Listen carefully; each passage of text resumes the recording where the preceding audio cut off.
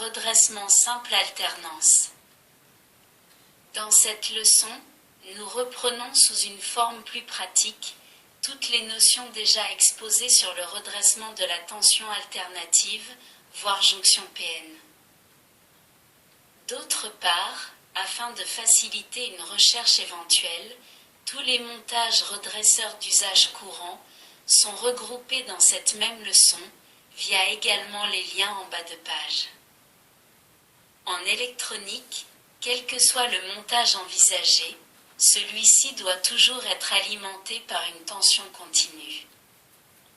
Si la source d'alimentation est une batterie de piles ou d'accumulateurs, aucun problème ne se présente. En effet, la batterie délivre directement la tension continue. Cette solution n'est cependant pas toujours applicable. La valeur de la tension demandée peut être élevée et le courant important. Dans ce cas, l'emploi d'une batterie ou d'une série de batteries constituerait un système peu rentable et d'un encombrement prohibitif. On fait donc appel à la tension secteur qui, après redressement et filtrage, est en mesure de fournir le courant désiré. 1. Redressement simple alternance. Comme vous le savez, la tension secteur est alternative et plus précisément sinusoïdale. Celle-ci croît régulièrement de la valeur 0 vers un maximum positif, puis décroît tout aussi régulièrement de ce maximum positif vers 0, puis vers un maximum négatif avant de revenir à une valeur nulle. La forme d'onde de cette tension est représentée figure 1. Le problème du redressement consiste à supprimer l'une des alternances et le plus souvent l'alternance négative. Dans ce cas, seule subsiste l'alternance positive, permettant d'avoir une tension continue positive. Mais, on peut aussi conserver l'alternance négative et supprimer l'alternance positive, de façon à obtenir une tension continue négative. L'élément actif utilisé dans cette opération est appelé redresseur.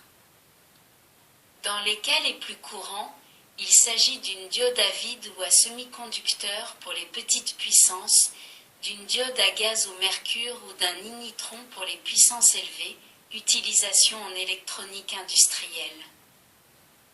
Quel que soit le redresseur utilisé, le montage se présente comme indiqué figure 2. 1.1. Principe de fonctionnement. Connaissant les propriétés des diodes, voire leçon, théorie et semi-conducteurs, le principe du montage redresseur est simple. A. La diode conduit pendant les alternances positives de la tension alternative du secteur, résistance négligeable. B. La diode ne conduit pas pendant les alternances négatives de la tension alternative du secteur, résistance pratiquement infinie. Entre la cathode et la masse, on obtient donc une tension ayant la forme indiquée figure 3. Sur la figure 2, on voit que le secondaire du transformateur est relié d'une part à la diode et d'autre part à la masse, partie métallique du châssis. De ce fait, la tension de sortie est recueillie entre la cathode de la diode et la masse. On peut bien entendu supprimer cette liaison de masse. Dans ce cas, le montage se présente comme indiqué figure 4. Le fait d'utiliser la masse du châssis facilite cependant le câblage en évitant l'emploi d'un conducteur commun, conducteur reliant le point bas du secondaire, également appelé point froid de la sortie. La tension de sortie n'est toutefois pas vraiment continue. Elle se présente en effet sous forme d'impulsion, voire figure 3. Aussi, pour rendre cette tension plus régulière, il est bon d'insérer entre les bornes de sortie un condensateur électrochimique de forte valeur, de quelques microfarades à plusieurs dizaines de microfarades dans le cas les plus courants. Le montage redresseur se présente alors comme sur la figure 5. Clic. Ce condensateur appelé condensateur de filtrage se charge à la valeur maximum de la tension alternative. On peut négliger l'influence de la résistance directe de la diode et se décharge lorsque la tension diminue et cesse d'exister, alternance négative. On peut encore améliorer la forme de la tension de sortie en utilisant, à la place d'un seul condensateur, un filtre de nivellement composé de 2 condensateurs et d'une bobine ou d'une résistance. Nous étudierons ces filtres dans cette leçon.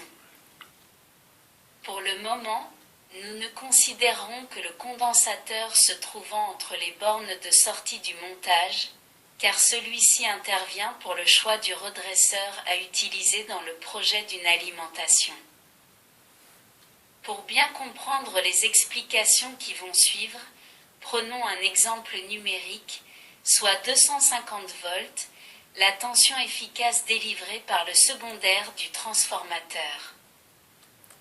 La tension continue à vide, c'est-à-dire la tension de sortie sans charge, aura pour valeur US égale 0,45 multiplié U efficace égale 250 multiplié 0,45 égale 112,50 volts. Soit sensiblement la moitié de la valeur efficace, ce qui est normal, étant donné que l'on ne redresse qu'une seule alternance. Cependant, le condensateur se chargera à la valeur de la tension maximum, soit Umax égale U efficace multiplié par la racine carrée de 2 égale 250 multiplié 1,41 égale 352 volts environ. Aussi, pendant les alternances négatives, lorsque l'anode se trouvera portée au potentiel négatif maximum, soit moins 352 volts, la cathode, par l'intermédiaire du condensateur se trouvera à plus 352 volts, en considérant que le condensateur ne s'est pas déchargé. On aura ainsi une tension inverse de crête de 352 plus 352 égale 704 volts. En régime normal, c'est-à-dire avec une charge dans l'alimentation, la tension inverse moyenne n'atteindra pas cette valeur. En effet, pour maintenir le débit de courant, le condensateur commencera à se décharger dès que l'alternance positive de la tension alternative, ayant atteint son maximum, reviendra vers une valeur nulle. En pratique, avec une alimentation en charge, la tension continue de sortie sera égale à la valeur de la tension alternative efficace appliquée. En conclusion, lors du projet d'une alimentation simple alternance, avec un condensateur de filtrage, on devra tenir compte des 3 facteurs suivants. A. Tension inverse. B. Courant maximum demandé. C. Tension d'isolement du condensateur. Prenons un exemple, élément de calcul pour réaliser une alimentation simple alternance, délivrant un courant maximum de 400 mA sous 100 volts. A. La tension continue de sortie étant égale à la tension alternative efficace, il faudra utiliser un transformateur avec un secondaire pouvant délivrer un courant d'au moins de 400 mA et une tension de 100 volts. B. Pour le choix du redresseur, on devra prendre un composant capable de fournir un courant moyen redressé de 400 mA et capable de supporter une tension inverse de 2 à 3 fois la valeur de la tension efficace, c'est-à-dire 100 multiplié par 2 égale 200 à 100 multiplié par 3 égale 300 volts. C. Quant à la tension d'isolement du condensateur, une valeur théorique de 242 volts serait nécessaire. Cependant, étant donné que l'alimentation débite un courant, donc que le condensateur se décharge, on adopte en général, pour des raisons d'économie, une valeur moins élevée.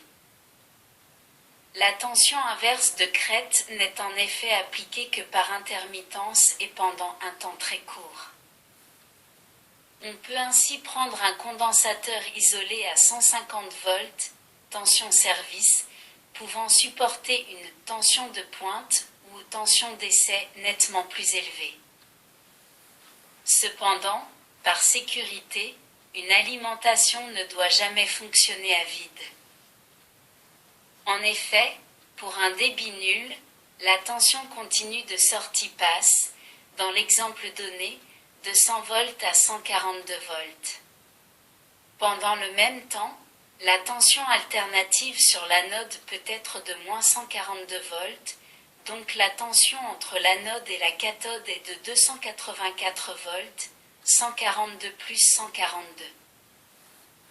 Dans ces conditions, il peut en résulter la destruction du condensateur chimique de filtrage. Pour éviter cet inconvénient, on insère très souvent à la sortie des alimentations une résistance de protection appelée blédaire, terme anglo-saxon signifiant qui tire de la puissance. Cette résistance est représentée en pointillé sur la figure 5. La valeur de celle-ci doit être suffisante pour déterminer un débit de quelques milliampères, capable de provoquer la décharge du condensateur, mais ne doit pas être trop basse, afin de ne pas surcharger l'alimentation. On peut par exemple admettre un débit de 5 mA. La résistance blédaire aura alors pour valeur R égale U divisé par I égale 100 divisé par 0,005 égale 20 kΩ. Il ne reste plus ensuite, en consultant un catalogue constructeur, qu'à choisir le redresseur répondant aux normes déterminées en B, BRY13, AN334, SFR 264, etc. Pour protéger celui-ci des éventuelles surcharges, on peut prévoir une résistance en série, placée avant ou après le redresseur, mais avant la charge, la valeur moyenne de cette résistance est de l'ordre de 5 ohms. Étant donné que le courant débité par l'alimentation circulera dans celle-ci, cet élément devra être en mesure de dissiper une puissance 2. P égale R multiplié par I au carré de 2 égale 5 multiplié par 0,4 au carré égale 0,8 watts. Par précaution, il est bon de prévoir une résistance de 1 à 2 watts. Dans le cas d'une alimentation par l'intermédiaire d'un transformateur, on peut considérer que la résistance ohmique de celui-ci assure une protection suffisante. Par contre, dans le cas d'une alimentation directe sur le réseau, cette résistance est indispensable. Dans les figures précédentes, on a toujours représenté le redresseur avec le symbole d'une diode à semi-conducteur. On peut évidemment, avec le même montage, utiliser une diode à vide. Il suffit simplement de prévoir au secondaire du transformateur un enroulement supplémentaire pour le chauffage du filament, voire figure 6 et 7. On peut voir, figure 6, diode à chauffage indirect, qu'une extrémité du filament est reliée à la cathode. Cette liaison, qui ne change rien au fonctionnement du tube, a pour but d'éviter un éventuel amorçage entre le filament et la cathode. Avec ce montage, il n'est évidemment pas possible de relier une extrémité du secondaire, chauffage filament, à la masse et de faire de même avec une extrémité du filament, solution facilitant le câblage. Dans ce cas, en effet, le filament serait soumis à la tension continue redressée. Les diodes à vide modernes, étant conçues avec un isolement cathode-filament suffisant, cette liaison n'est pas toujours indispensable. Dans le montage de la figure 7, diode à chauffage direct, c'est le filament qui sert de cathode. La tension continue de sortie est prise entre la masse et cette électrode. Là encore, il n'est pas possible de relier à la masse une extrémité du secondaire, chauffage filament, et une extrémité du filament. Dans ce cas, en effet, la tension continue serait directement en court-circuit avec la masse. Le tableau de la figure 8 résume ce qui a été dit sur les montages redresseurs à une alternance. Ce type de montage est simple, mais le nivellement de la tension continue de sortie est délicat, du fait que les alternances négatives de la tension alternative sont purement éliminées.